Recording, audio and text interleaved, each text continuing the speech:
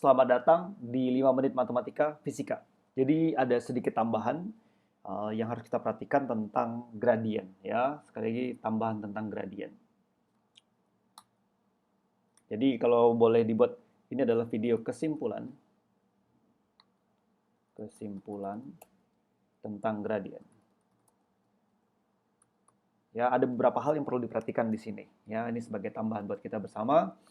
Nah,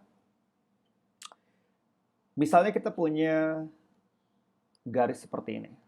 Ya, ini bagian pertama kita. Maka ini yang disebut sebagai gradien negatif. Kalau gradiennya lebih kecil daripada 0, ini disebut gradien negatif. Ya, yang kedua, kalau kita punya gradien seperti ini, oke, maka kalau gradiennya lebih besar daripada 0, maka ini disebut gradien positif. Oke ya. Nah, kalau masih ada beberapa lagi, kalau gradiennya ternyata horizontal, misalnya kita punya garis seperti ini, horizontal, sejajar sumbu X, maka gradiennya adalah 0. Gradiennya pasti 0 hasilnya. Oke ya, ini yang ketiga tadi. Kalau yang keempat, kalau gradiennya sejajar sumbu Y, ya, atau vertikal, mau arahnya seperti apa, maka gradiennya ini adalah tak terdefinisi. Tidak terdefinisi. Atau tidak ada sebenarnya. Oke ya. Yang kelima. Ini akan berkaitan dengan topik kita yang ketiga nanti tentang hubungan dua garis. Yaitu garis sejajar itu adalah kalau garisnya seperti ini.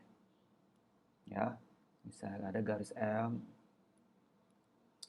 dan garis K, misalnya ini garis K, ini garis M, dan kalau dipanjangin mereka tidak pernah bersentuhan, maka gradiennya akan sama, yaitu M yang M akan sama dengan M yang K.